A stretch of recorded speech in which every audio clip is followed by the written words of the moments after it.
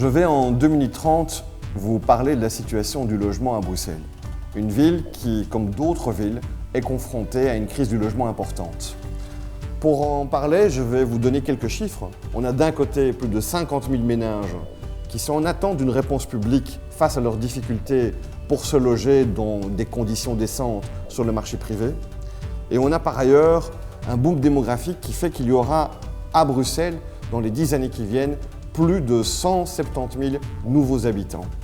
Face à cette situation et à cette crise du logement, le gouvernement bruxellois a décidé d'inscrire comme objectif 15% de logements publics à finalité sociale dans chaque commune, et ce, à l'horizon de 2020. Pour y arriver, il va falloir absolument multiplier les actions. Il faudra évidemment construire. On est ici sur l'un des 50 chantiers du plan logement. Le plan logement, c'est un budget de 540 millions pour construire 5 000 logements, 3 500 logements sociaux, mais aussi 1 500 logements pour des revenus moyens qui sont aussi touchés par la crise du logement. Tous ces logements et tous les nouveaux logements seront construits dans un standard passif.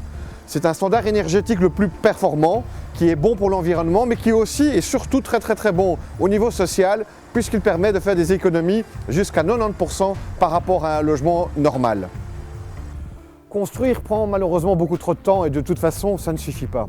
Il faut donc aussi rénover le patrimoine existant, en commençant par les pouvoirs publics qui doivent montrer l'exemple. Dans le logement social, sur les 36 000 logements existants, 1 800 sont vides. On a donc pris nos responsabilités. Un budget de 206 millions a été adopté pour rénover, pour qu'il n'y ait plus aucun logement social vide. D'autre part, si on veut continuer à améliorer la qualité de vie à Bruxelles, il ne faut pas construire partout. Et donc, il faut s'attaquer aux bâtiments privés vides. Il y a actuellement, par exemple, 1 million de mètres carrés de bureaux qui sont sans projet. Avec les promoteurs privés, nous travaillons à convertir une partie d'entre eux en logements. Il faut aussi aider les propriétaires privés de logements vides à rénover leurs biens. Là, le coup de pouce vient des agences immobilières sociales qui ont les contacts avec les locataires, s'occupent des éventuels travaux de rénovation, avantage pour les propriétaires, des revenus locatifs plutôt que des taxes à payer pour avoir laissé leurs biens à l'abandon. Nous construisons, nous rénovons et nous aidons aussi tous les ans près de 1 000 ménages à devenir propriétaires grâce aux taux sociaux pratiqués par le Fonds du logement. À côté de ça, il faut aussi s'occuper des nouvelles formes d'habitat.